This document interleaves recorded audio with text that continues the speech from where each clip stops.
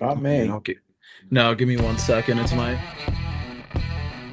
Welcome to Season 2 of Red Sox Digest, the only show where pain, sarcasm, and false hope collide nightly, like a Masataka Yoshida ground out to second.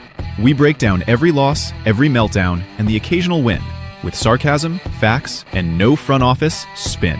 Subscribe today at RedSoxDigest.com, or keep wondering how a wildcard team spent an entire offseason avoiding power hitters. And now, here's the crew at Red Sox Digest.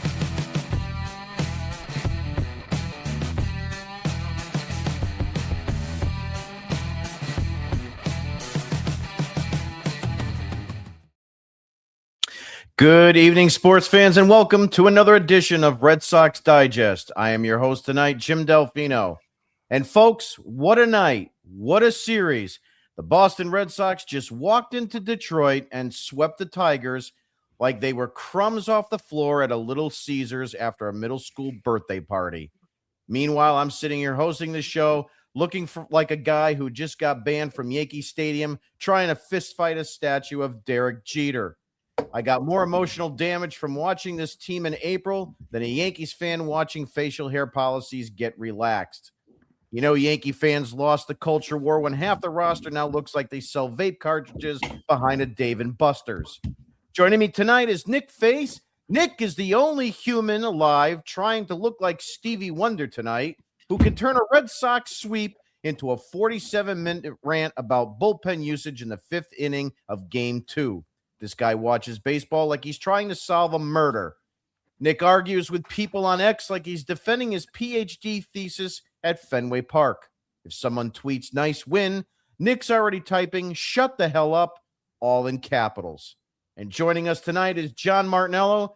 John watches baseball like a stockbroker during a market crash. Every game he's got 7 tabs open, 3 spreadsheets, and one eye twitching because Trevor Story grounded into another double play. John's the kind of guy who says, well, technically, the launch angle was encouraging. Encouraging? John, this team spent April hitting baseballs like they were swinging pool noodles underwater. Let's get into it.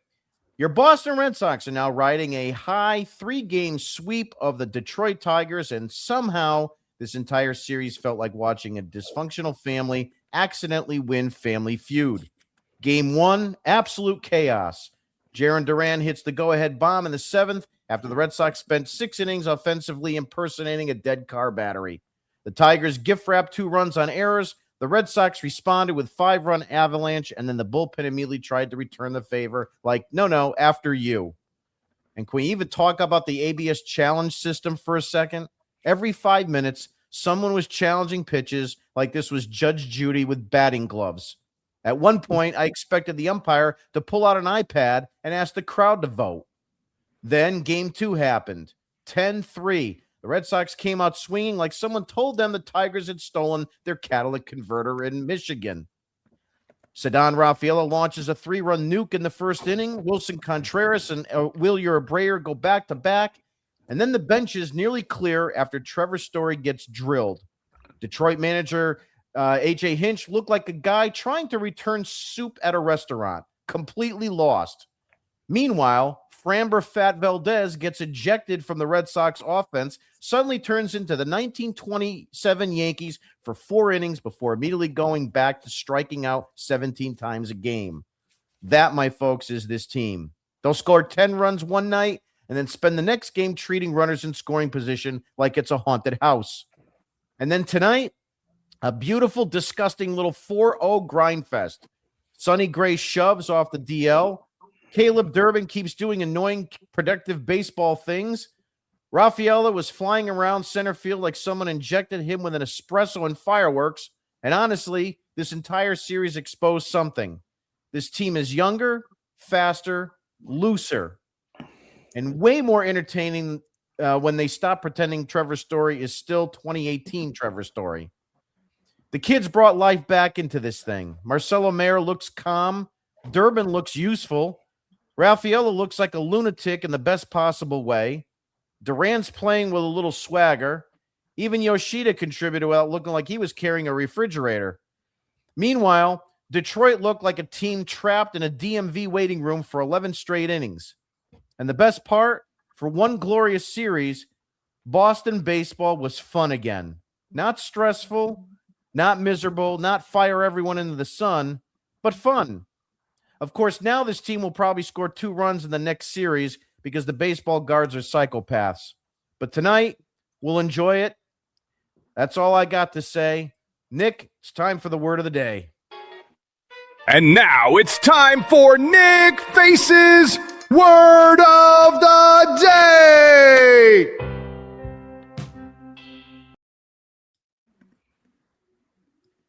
Oh, Nick's here tonight? I I know, right? Yeah, he is here.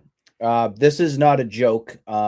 This is because my eyes are not doing well tonight.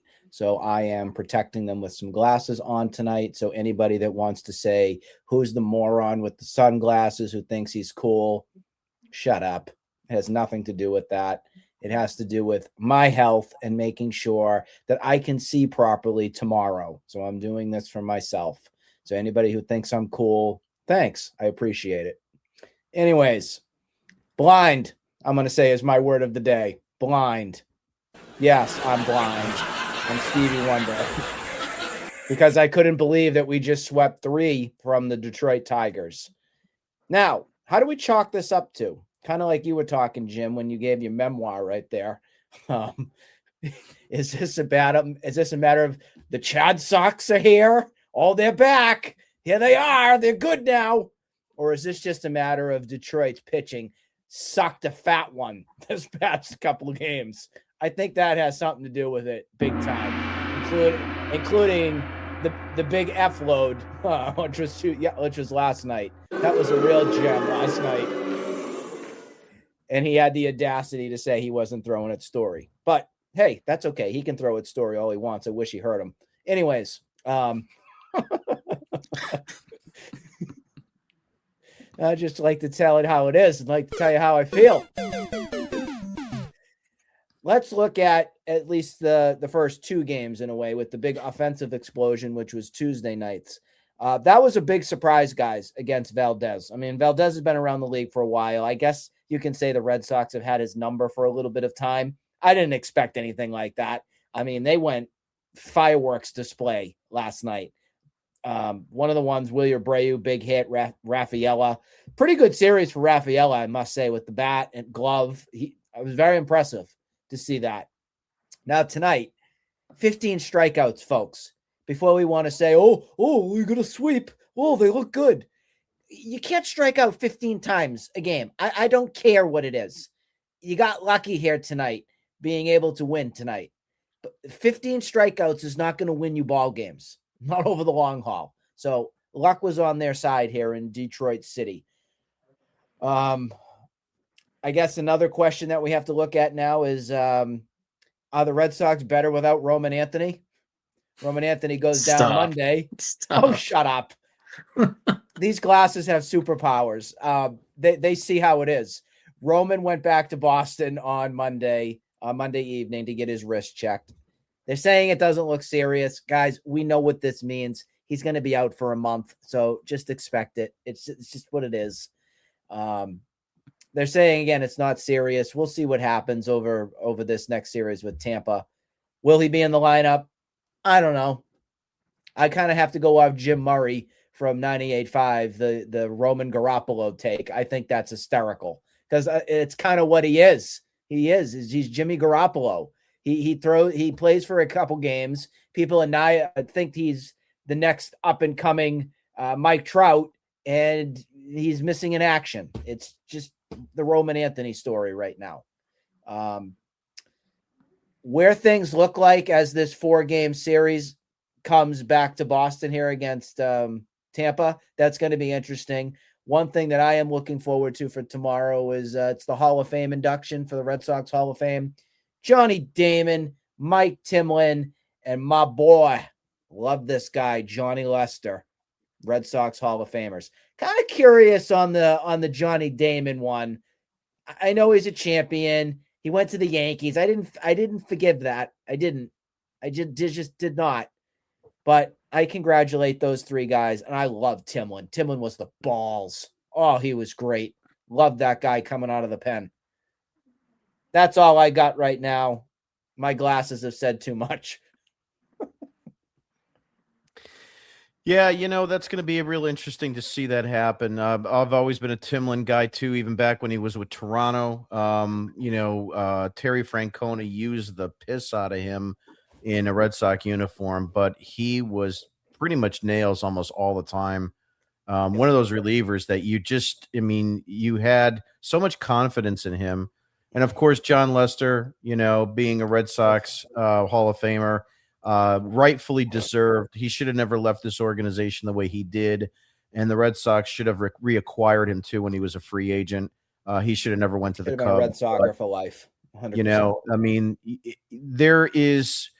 He's going to be a Cubs Hall of Famer. I don't think that's happened yet, but even so, I think there's really potential for him to be considered a Hall of Famer altogether. To be on two really prestigious organizations and to win with both of them is pretty amazing. I mean, I know it wasn't an 04 thing. It was 07 for him. It was a little bit more dramatic for the Cubs because it was their first championship in 90 years or whatever it was. But, I think you could make a case for him being an actual Hall of Famer. I just don't know if enough people that have the ability to vote will think the same way I do. But Nick's word of the day is brought to you by Anger Aid, the only sports drink clinically proven to replace electrolytes lost while screaming at strangers on Red Sox Twitter. One sip, and you'll be ready to argue OPS, bullpen usage, and Craig Breslow's LinkedIn profile until 3 a.m. And now we're going to switch over to the Martinello Minute. And now the part they don't want said out loud. No spreadsheets or corporate spin, just the truth, raw and impatient. This is the Martinello Minute. So, giant elephant in the room, just to start. When on our last show, when we did our predictions for this series, I think that did you two both have a sweep for the Tigers? Mm-hmm. I think so. Listen, all of that gets nullified. Tarek Skubal was supposed to start. He gets scratched. So all of our predictions thrown out the window. That completely changes everything. So all of us are off the hook on that. But listen, Red Sox win the first game 5-4. Peyton Tolley, we've been asking for him, since he came up last year to, have that energy that he has in Fenway Park on the road in a hostile environment where you don't have 35,000 people cheering for you nonstop. He delivered it. 7 innings, 1 hit, 2 unearned runs, 8 strikeouts, and only 1 walk. He absolutely carried the Red Sox at least through the first 7 innings in that first game. Obviously on the other end, you have EA Sports Madden shoving it up the Red Sox ass. 5 innings, 7 strikeouts. A lot of strikeouts in this series. Somehow, listen, we talk about all the time about how teams beg the Red Sox to beat them. Was this not the first 3 game, the 1, 2, or 3, or whatever games you want to say the Red Sox were handed a win? But, this entire year so far, it's been us talking about how the other teams begged the Red Sox to win. They finally went out and won those games that were handed to you. So I'm not going to come out here and say that season's completely turned around. Chad Tracy was the answer. Thank God we got rid of Alex Cora. But, finally, and Wilson Contreras said it best, finally this team is, he's right. They are playing a little bit looser. They're winning these games that a couple weeks ago they weren't winning. Now, am I going to say that they're going to propel into a playoff spot in, the next 2 weeks from now and, go up the standings in the AL East? Not so fast on that, but it's nice to see that this team's finally playing winning baseball, which we haven't seen at all this year. So moving on to the second game, obviously Framber Valdez, baby back bitch, gets lit up, and then the only, listen, when we were in Minnesota, Garrett Crochet got lit up, and he at least duked it out and got pulled like a man. This guy gives up back-to-back solo home runs, then drills Trevor Story in between the numbers. That's his way of getting out of the game. And MLB, shame on you. You take him out, you gave him a 6-game suspension, reduce it to 5, so the guy doesn't even have to miss a start. That's a joke. AJ Hinch, and on top of that, the Detroit broadcasters and their guys on TikTok that cover them, shame on you guys too, because you're all of them trying to say that it wasn't intentional. The guy's throwing 5 four-seam fastballs between 2025 and this year, and 2 of them have hit guys right in the back, and 2 of those guys are on the Red Sox. So Framber Valdez all winter going through his good guy meetings with teams that when he was a free agent. That's why right there. The guy's a loser. When things get hard, he cries like a little bitch. He's a bum. So that's all I'll have on that. But listen, in game 2, when the Red Sox played had that series against the Yankees, 3 games straight they didn't go, or 3 games straight they went without getting back-to-back hits. They had 5 consecutive RBI hits against Framber Valdez. That's great to see. Not too much more on that game.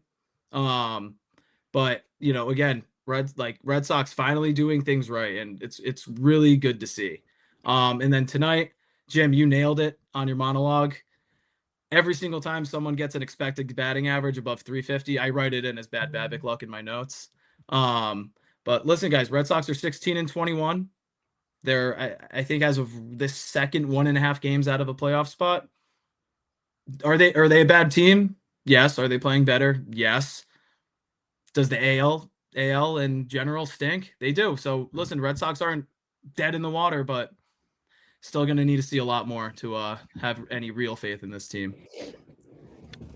Well, I mean, if you want to play glass half full for a moment, you're going to have to get an outing like which Sonny Gray did today. You got to be able to shut other teams out because, you can't rely enough on the offense.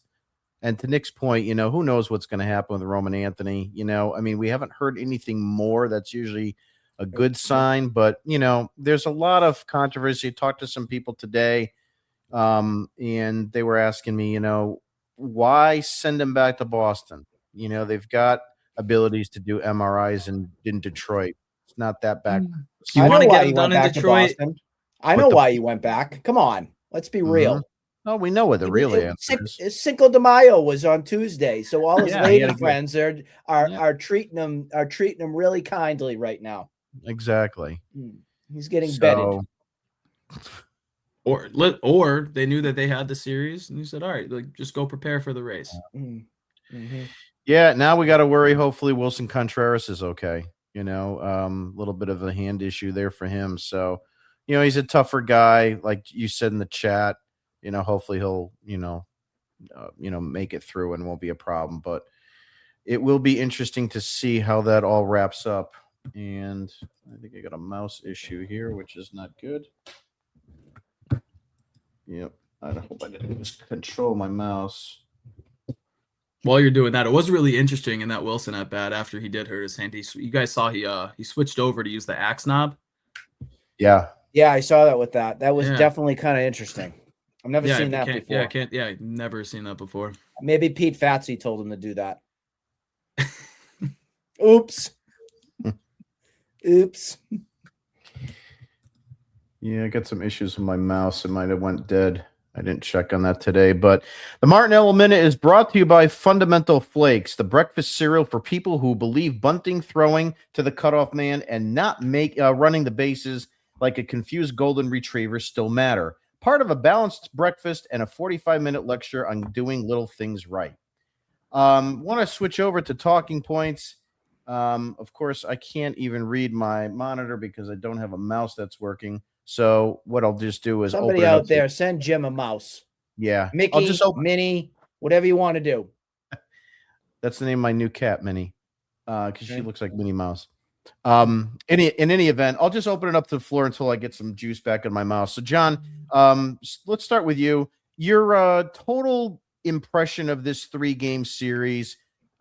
We had Tolley go. Obviously, we had an opener for Brian Bayo. And then today we got Sonny Gray back, who's supposed to be your number 2 starter. I guess the question I'll have for you is, is there some fundamental stability showing up here? I mean, 15 strikeouts today is ridiculous, but outside of that, is this something to build on, or is it just a positive blip 3-game series for this team? I'd say it's a little bit of both. We've all it's been shoved down our throats at this point that this team was built on pitching and defense. And since for the past month, it feels, maybe not month, but the past 3 weeks, especially, the stats back it up. The Red Sox have been the number one defensive team in baseball. And again, we saw today, Wilyer Abreu had 2 amazing catches. Wilson Contreras had a great diving catch to his backside. Cedon Rafaela probably dogged it a little bit to that ball in center that he made a nice sliding grab on, but he came up with it. So the defense has been great. When the pitching doesn't completely implode, at least from the starter standpoint, the pitching's been there too. So it's really just been a matter of time up until now of when the offense is gonna be consistent, and they don't have to score 10 runs a game, but doing the little things correct, like tonight, and in a game where you only get 4 hits and you have a expected batting average of 162, getting 4 runs across the board, putting pressure on the defense. Again, they struck out 15 times, but when they put the ball in play, it wasn't any loopy singles that are just getting over. They also, how many walks did they get tonight? It was, it was up there.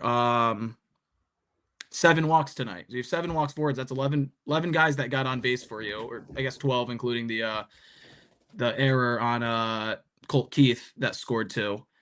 But when when they're doing little things right, and still with these big strikeout games, just putting pressure on the defense, and then the pitching's backing it up, you're going to get these wins. So, it's a hot streak. We all knew that they were going to get on one at some point. They've won, I think 6 out of their last 10, maybe they're 4-2 this month. So they're just starting to do little things correct, and it's leading to more wins than we saw earlier in the year. Nick, similar question to you. How do you view this series? The fact that you got Sonny Gray back, and Tolley had another good outing, and you can find some positivity in the Bayo. Is it just that there's a little bit more stability there, or was this just a blip? I think it was a blip because you're going to be facing a far superior team starting tomorrow with the Rays. I think the Rays are going to probably take 3 or 4 from the Red Sox at Fenway. That's just my overall opinion.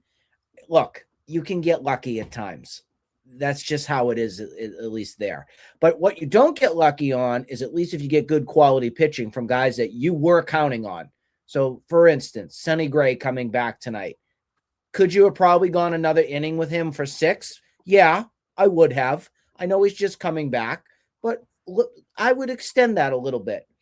Bayo coming out of the bullpen. That was the other one that really surprised me because it didn't open well. Giovanni Moran reminded us all why openers do not exist in my words, and it's a foreign language to me. I can't stand openers.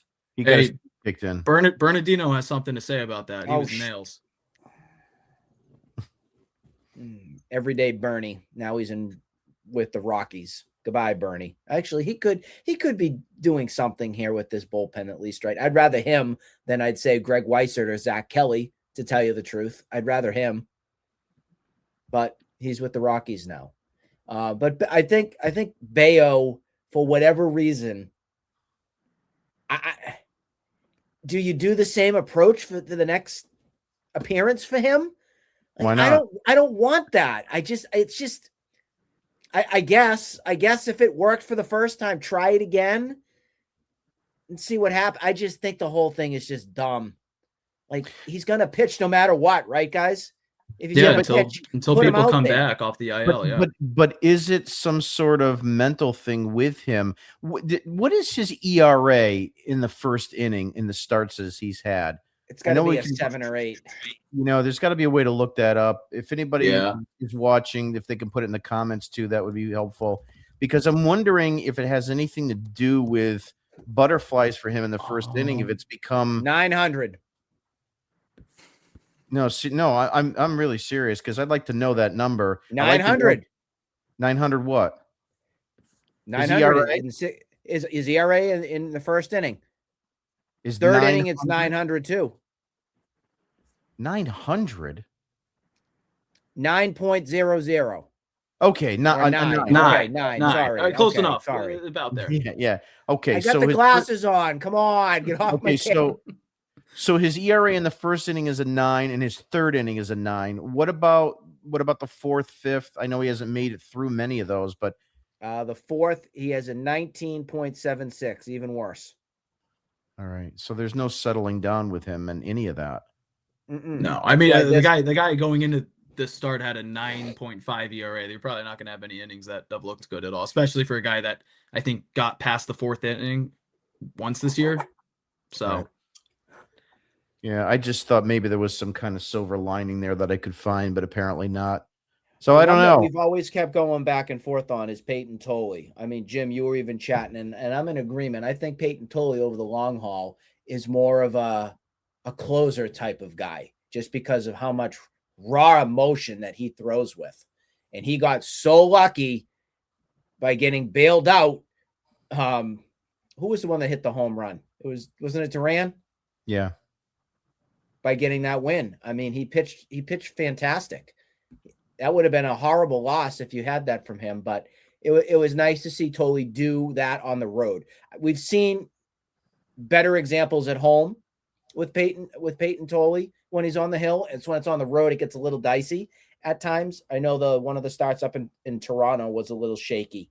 So this was nice to see on the road, to see how he can do, away from Fenway Park. I was very happy with that. So pitching wise, I would say, guys, that's the positive from this series, at least for me.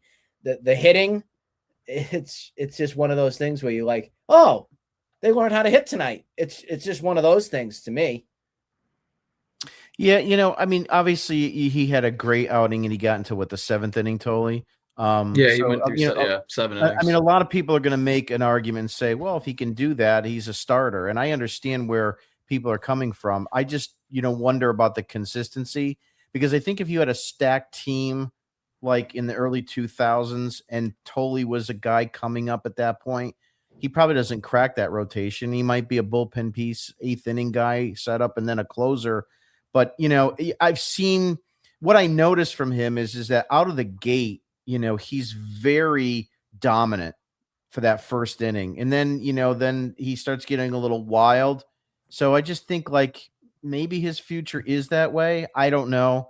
I mean, obviously the Red Sox will make that decision, but, we've seen it happen with starters before that were good. I mean, Papelbon was a good starter. The Red Sox needed a closer and he raised his hand to do it. So, but he could have probably been a very, meaningful starter for his career too.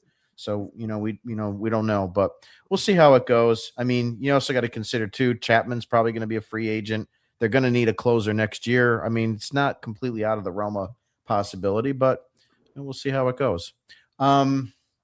Let's flip over to pitching probables. I got a little mouse juice left here. So we start tomorrow against the Tampa Bay Rays. So all games at home, Fenway Park. Tomorrow, May 7th, against Tampa Bay, a 7:10 start. Connolly early against Schultens. And then on, Friday, May 8th, is going to be a 7:10 start. Ranger Suarez against Jax. And then May 9th on Saturday is a 7:10 start as well. Peyton Tolley against Martinez. And then Sunday, Mother's Day, May 10th, a 1:35 start.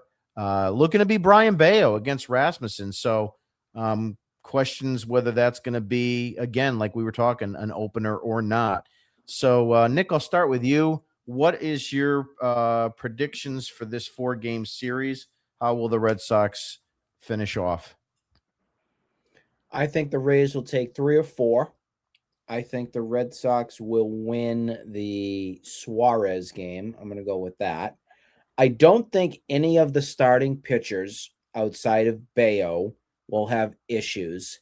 I think it's going to come down to the bats not giving enough.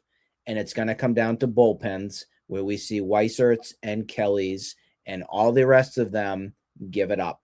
I think they're going to be actually, for the most part, a little bit closer scores, anywhere between 2 to 3 runs for a difference there. So I'm going to go with the early game. It's going to be a loss, but it's not going to be because of Conley early. I'll go with the Friday one. I'll go as the win for Suarez. Tolley, I think, will pitch great on Saturday, but I think it's going to come down to, again, issues with not hitting. And then I think Bayo's not going to shine well on Sunday. So I'm going to give 3 of 4 to the Rays overall here. Nick, far superior team to the Red Sox. Let's be real on that one. John, what's your predictions for this 4-game set? Yeah, so I mean, listen, the Rays this year have been an unbelievable team. I believe they're 24-12.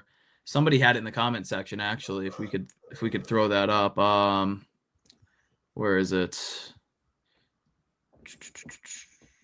Bear with me here for a second. Somebody had it in here. There we go. Rays are 16-2 against the AL, 6-0 against the AL East. Listen, the Rays do this every single year. They play really good baseball for a decent amount of time, and then they come into Fenway and they get their asses spanked.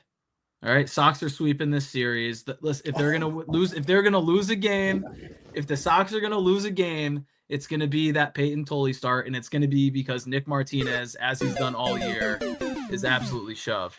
So Red Sox are sweeping. They're gonna get these Rays humbled up a little bit, and this Red Sox team really quickly is going to be hovering close back up to that 500 mark. John, you've got some crazy optimism. I love it, but I just don't see it. I mean, it is hard to sweep a 4-game series, especially with a team that's, in the cellar like the Red Sox are. But I'm going to go with a split, and that's not just kind of like being conservative. I just think that I look at the pitching lineups and the matchups, and I have to fall back to say, well, Early could give them a good start. Suarez could give them a good start. Tolley could give them a good start. Bayo could work off his last outing and surprise us, but it's going to come down to the offense. And, I am afraid there's going to be a 2-1 loss, a 1-0 loss, a 3-2 loss. Something like that is going to be the difference maker in that. And so I'm going to just go conservative, go 2-2. And I think, unfortunately for this team, I think that's actually pretty good because I just don't have a lot of faith in them long term. I mean, I look at this Detroit series. I asked you guys your opinion. I look at it and I say, to me, it was just really like more of a surprise than anything. I don't think there was the talent there. I just think Valdez had a bad outing. You got lucky by not having Tarek Skubal in that series. And most of us are not Flaherty fans anyway, although he could, he didn't do bad today. It's just defense let him down. The guy had 10 strikeouts in 5 innings. Yep. He was on the losing end. It was a toss up. So, and that's why I think that's going to happen in a series like this. You're going to get some 2 toss up games and maybe 2 that you actually win. So we'll see how that goes. All right, let me go ahead and get this off. And there was one more thing that we forgot to mention on the Valdez outing from last night. And Sure. I don't know if you guys caught wind of it, that from Eric Hosmer was breaking. I did want to mention what was that. going on with signals that the Red Sox were Sure. trying to send from second base. So one of them was Wilyer Abreu was on second base, and he was trying to signal into Trevor Story what grip was being thrown from each pitch. So one of the things that Framber Valdez doesn't do well is hide the pitch that he's going to throw in his glove. So they were 100%. And I don't, this isn't cheating or anything like that. It's every team does it. It's strategy. Yeah. And they were looking at it. They were, and Abreu would tap if there was a curveball coming or if there was something else being done. Where you're standing on second. Yep. They knew 100% what was going to be thrown before the pitch was there. So that was another reason why they tattooed Valdez last night. And Valdez is just one lazy sot, and he won't change anything for himself. That's just the player how he is. I am so happy we did not get this guy. I remember in the offseason, what about him to anchor our rotation? We got Ranger Suarez. I think Ranger Suarez is a better Framber Valdez. I feel bad for AJ Hinch, who has to deal with this clown again. He just follows him, from Houston now to Detroit. The poor bastard gets suspended for a game for that nonsense. Oh, that's terrible. AJ Hinch should not be suspended for that jackass's performance last night. That's terrible, Major League Baseball.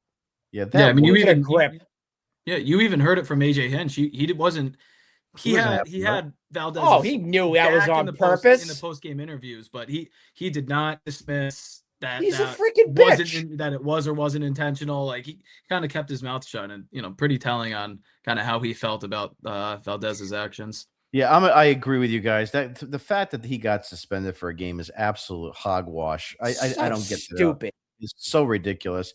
And I'm even pissed that Valdez gets a game less. I mean, who voted that? And I tweeted out, I'm like, so the guy's not even going to miss a start, I mean, that's not how it should work. The rotation. If you're a starter and you get a suspension, it should be a minimum of one start. So they have to say, if you're going to screw around with the rotation and try to play, patty cakes with it, then it's 5 games minimum, 1 start, 6 games minimum, 1 start, or whatever comes first. And you can't come out of the bullpen.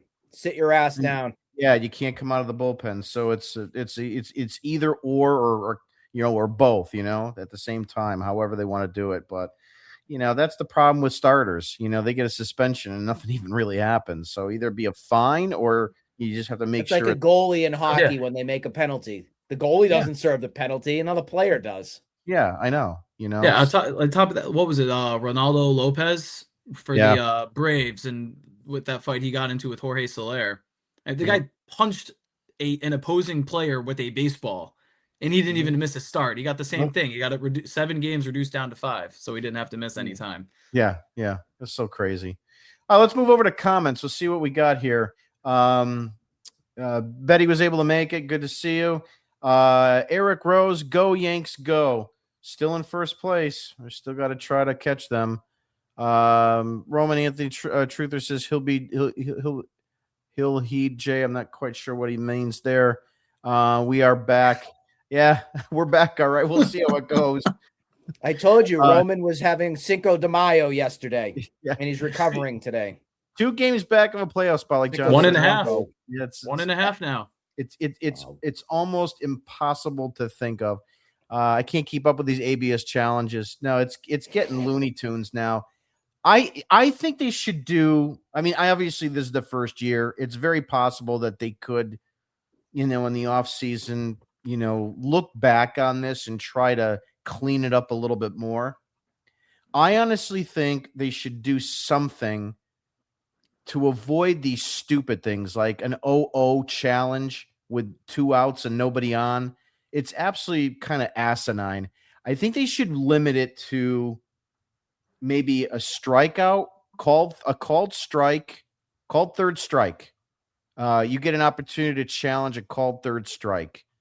Something like that. Or, if there is runners in scoring position or something to that effect. Go ahead, John. Yeah, my thing with the ABS is how the Red Sox are still so freaking bad at it. Mm-hmm. I mean, Caleb Durbin, thank God for him, the first base umpire, just calling him out on the check swing. But that was a waste. He tried doing 100% of the ball was in the strike zone. You look like on top of that, they had a 1 to burn in the top of the 9th inning. They're up 4-0.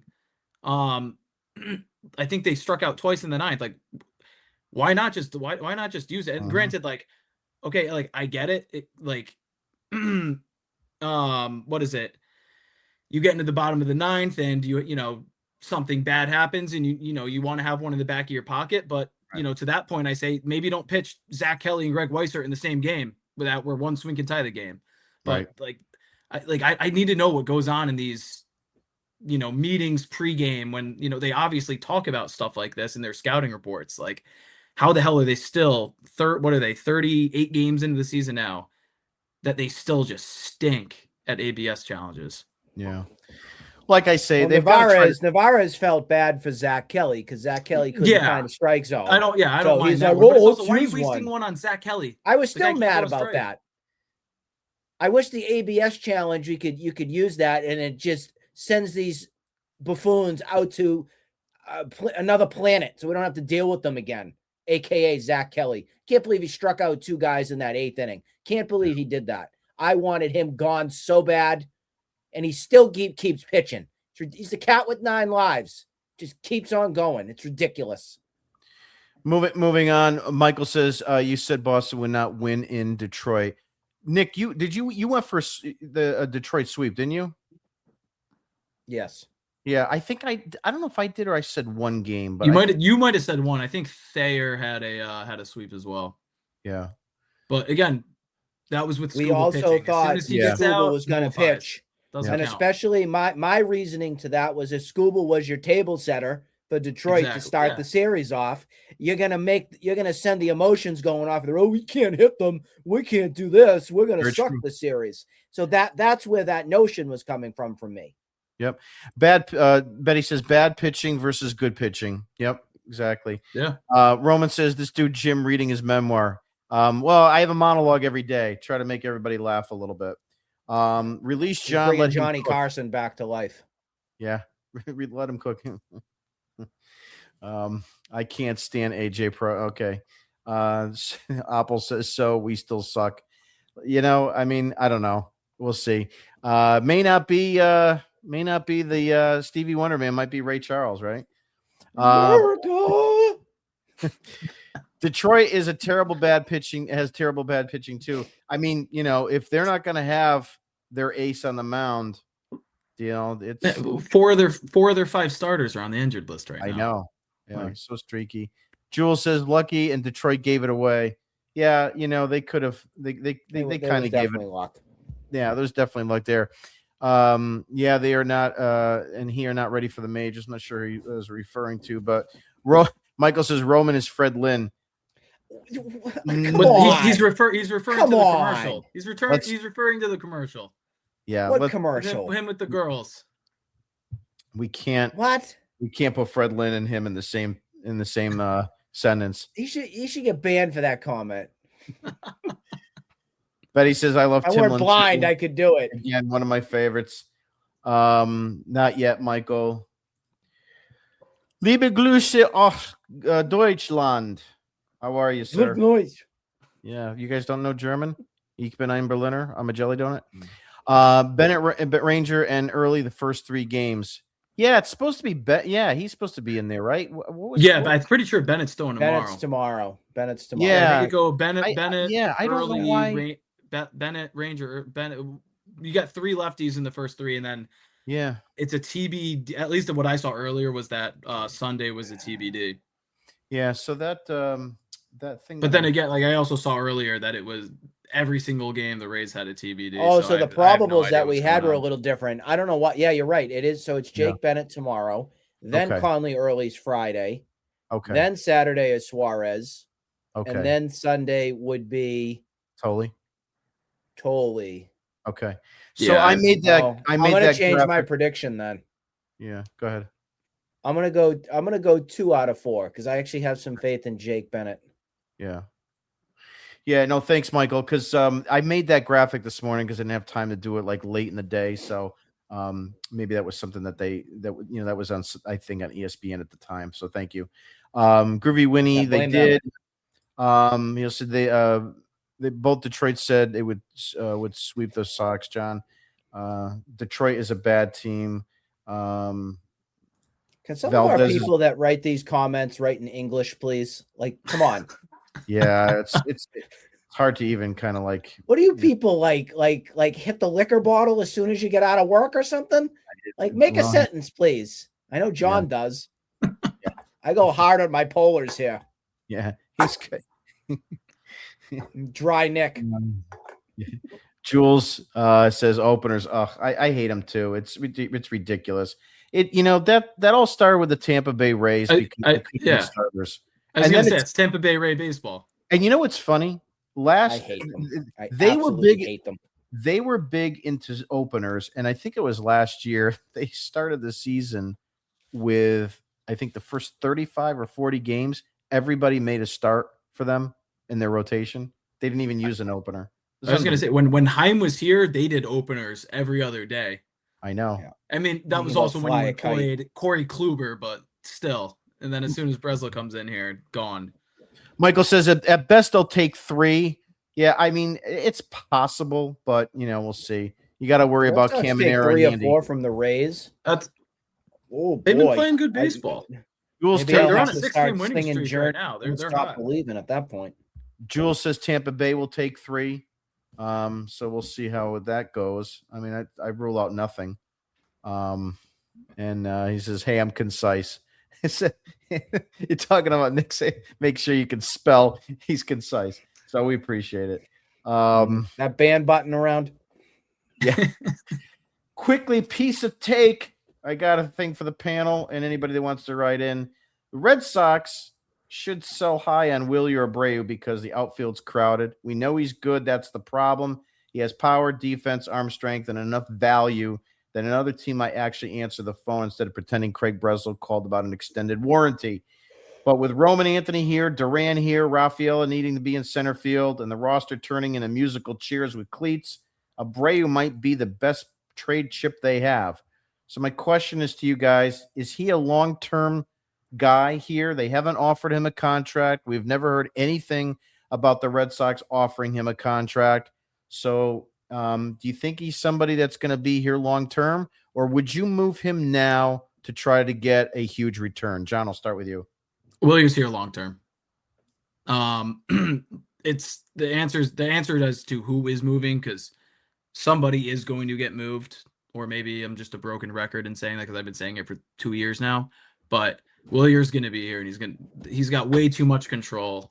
And if he wasn't hitting like how he is against left-handed pitching, maybe he is the piece, but what he's shown you this year, what he could do with this simplified approach at the plate with this shorter swing, this is the player that he's been projected to be. And I don't think that there's any entertainment whatsoever in him ever getting moved, at least in the next 3 to 5 years from this team.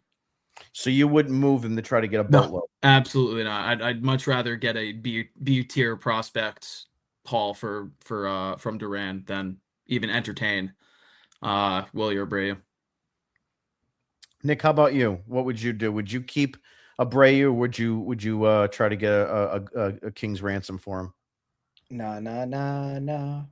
If I had a blanket, I'd throw it over my head right now, like you. Goodbye. Guys, he hasn't even been on the IL yet. Sell now. Sell while you can, because it's coming. He's going to swing out of his ass this next series or something down the road, and he's going to be out for a month. Let's be real. He's never shown yet that he can stay healthy for an entire season. I like what I'm seeing right now, John. I don't disagree with you right now. Right now, what you're seeing for Wilyer is a healthy dude who's both hitting and fielding very well. Outside of 3 strikeouts tonight, that was ridiculous tonight. So he had 2. Maybe that's the reason he smoked 2 balls. Maybe that's the reason I want him gone right now, because I can't stand strikeouts. So send his ass out of here. Duran's accounted for, I think, 30%. Oh, I don't want him here either. Games. I'd blow up the whole outfield if it was me. Goodbye. I think they're all overrated. I think the Gold Gloves that they've got. Did you see that diving catch that Ceddanne Rafaela did tonight? Oh, he dogged it the whole way there, but he made it look that cool. Was absolutely pathetic. Have you noticed? Flopping. I don't know He's about like an NBA LeBron flopper. That's what he looks like to me. It's ridiculous. I don't know if any of I don't know if you guys notice, but our listeners notice this too. Every time a ground ball reaches glorified, Abreu, overrated. Every time a ground ball, reaches Abreu, he bobbles it. He bobbles balls on the ground. I mean, he's not a true defender. He's tremendous with anything when the ball is actually in flight, but if it's on the ground, he bobbles it. I've seen it 3 times this season, multiple times the last couple. It's unbelievable. He's a Gold Glove fraud. Yeah. So Betty says, Wilyer can't stay off the IL. And she says, I would trade Rafaela. See, the problem with Rafaela is he's right-handed. and that's well, gonna, and he has the money. and he's under contract. Yeah, But send I mean, him outta another team might like that though, John, because they don't have to worry about arbitration and Sure. anything going out of whack, and they know what they're getting into financially with him. But I think if the right deal came around and it was a really strong offer, I have no problem moving Abreu. If the Athletics come around and offer you Leo DeVries for Ceddanne Rafaela, I'll take it. Besides that, there are going to be some certain moves that you'd be stupid to not be involved in, but I just don't think anybody on this team is not movable, not tradable. And I'm going to get a lot of heat for this. I would even say Roman Anthony, because I just don't know what he really is yet. And I said this in the offseason. Is he a 275, 30 home run guy, or is he a 310, 15 home run guy? We don't know. He's neither. And right now he's neither. But I mean, again, if I'm given an opportunity to get something under term, a long time, cost controlled, something that is a really good offer, I would make any one of these guys available. I have no untouchable in the entire system, 1 through 26, and probably in the minors as well. I really wouldn't. This team needs a lot of work to be a consistent championship driven team year in and year out. And you're seeing it already. What happened from last year to this year? You brought back essentially the same team minus Bregman, and it's just flopping. So you have to see. Dial it back 10 years. And wasn't it amazing just how we've gone from trade pretty much anybody on the roster to go back 10 years as, you can't trade Mookie. Oh, don't trade Xander. Oh, Devers, forget that. Oh, JD Martinez, we can't move him. Oh, we can't move Evaldi. We can't move Sale. I'm just spewing off names, but those, in a way, at times were untouchables. Mm-hmm. You were not going to deal any of those rostered players that were right there. Now, if somebody even wanted Garrett Crochet, go ahead. Go ahead. Blow me out of the park. Seriously. If somebody wants to roll this Chapman, blow me out of the park. Because Chapman's a different story. Right now. Here's the thing, though. He's got a lot of value on this team right now. I think it's pretty clear if this team is going to come in and come and get him. If this team is out of contention, Chapman will be moved. Contreras could be moved. Sonny Gray could be moved. So those are just some pieces that you could probably see being moved. You'll probably see either a Duran being moved, something in that outfield would be moved. Keep saying his name again, guys. Who the hell would want him? We've been around the mulberry bush with him for 2 years, and the Padres want him right now. I don't think so. No, but you never know. I mean, after all the nonsense that he brings to a team. John, go ahead. Back on the Chapman standpoint, I think even if the Red Sox are in a contention, spot come the trade deadline, I still think that it's worth entertaining Aroldis Chapman. Yeah. Listen, he's been great here, but if you have an opportunity to get a power bat for him, I don't want prospects for him. If you have the opportunity to get a power bat for him at the trade deadline and this team's rolling and looks like that they have a chance to make the playoffs, I think you absolutely have to pull the trigger on that. And I think that's a move that Caleb Durbin 2.0. I want him. I mean, power bat, not Caleb Durbin. I don't need one of those. I think you're right, because look at last year with Liam Hendricks. He was supposed to come back in September of the prior year, 24. Oh, stop. No, listen. The point is that it was very possible that Kenley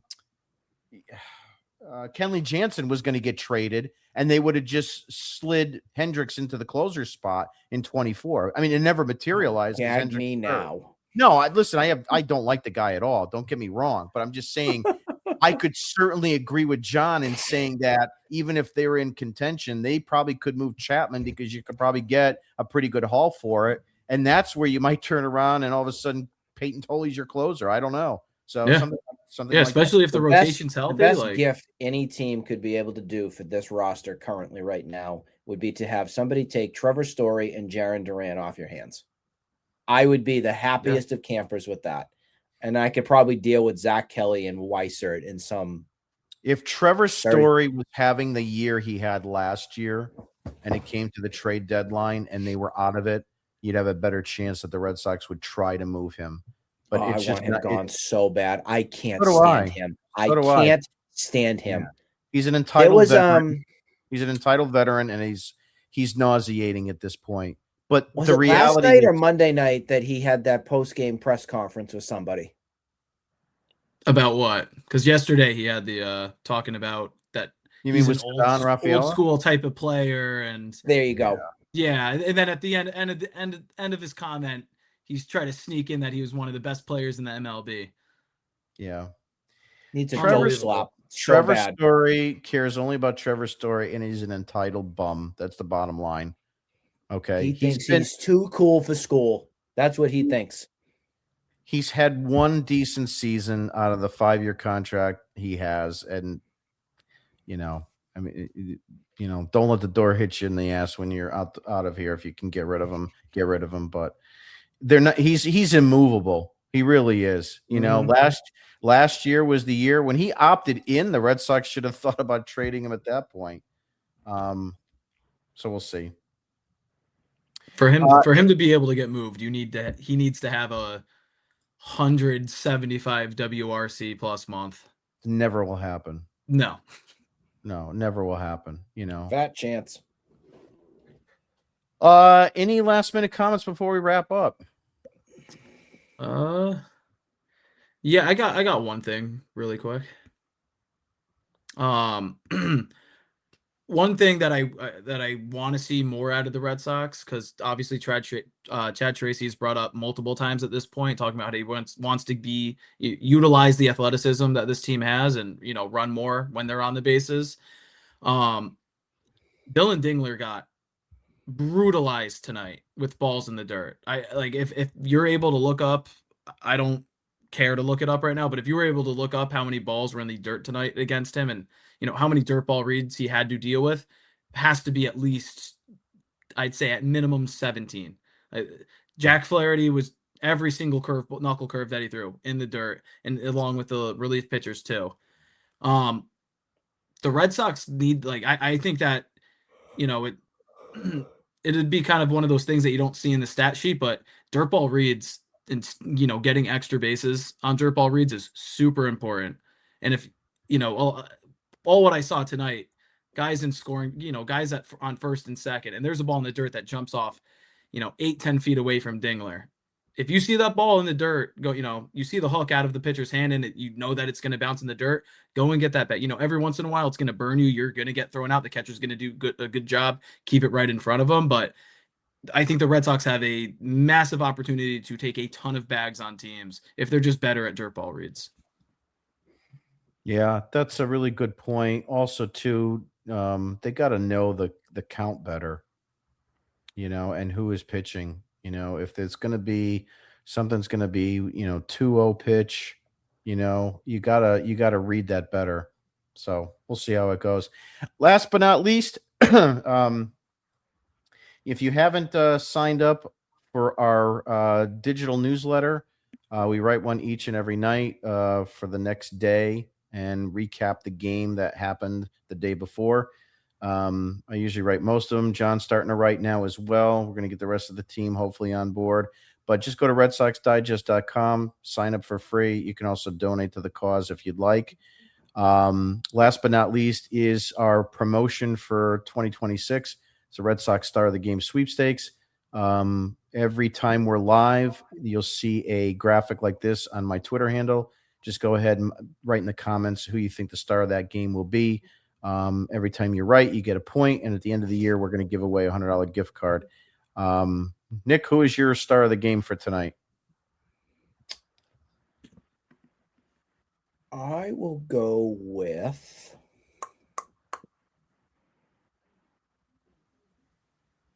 I'm thinking. I'm all over the place with it. I'm going to go Sonny Gray. Why not? Yeah, that was mine.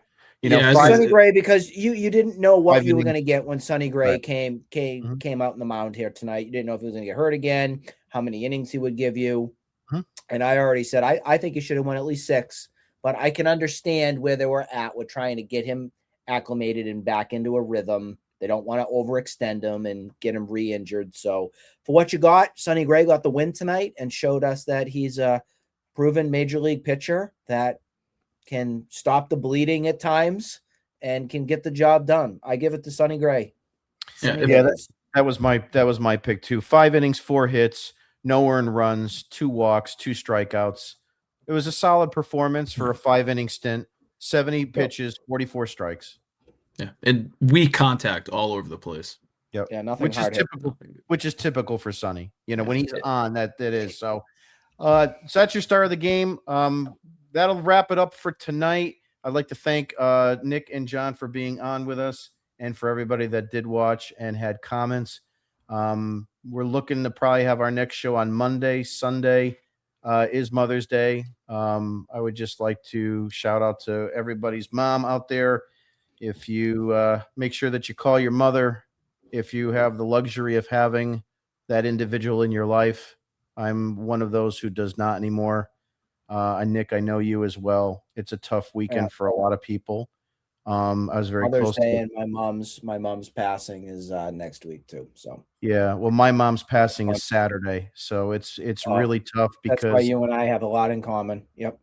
yeah, and sometimes it's been on Mother's Day, so Yeah. that's even more rough. As much as you want to put salt in a wound, so Saturday will be a terrible day for me, and Sunday's not that much better. So, but I encourage everybody, if you have your mom in your life, give her a call. If you haven't had the best relationship with your mother, swallow your pride and give her a call. She's still your mom. You'll have no idea and no regrets, because enjoy your folks, enjoy your family, enjoy your parents while you still have them, because one day they won't be here. And you never want to have any regrets. So With me every day. yeah, I do the same thing. It's in my wallet. Right on my desk, right there with me. I'll tell you, when you're young and you're a kid and you're growing up, you never think anything's going to happen to anybody. And then when you get older, you're just surprised because you never thought it would happen to you. So, like I said, give mom a call, do whatever you can. And if you don't have a good relationship, call her anyway, because somewhere somebody's going to appreciate it. So happy Mother's Day to everybody. Have a great night, everyone, and we'll talk to you on Monday.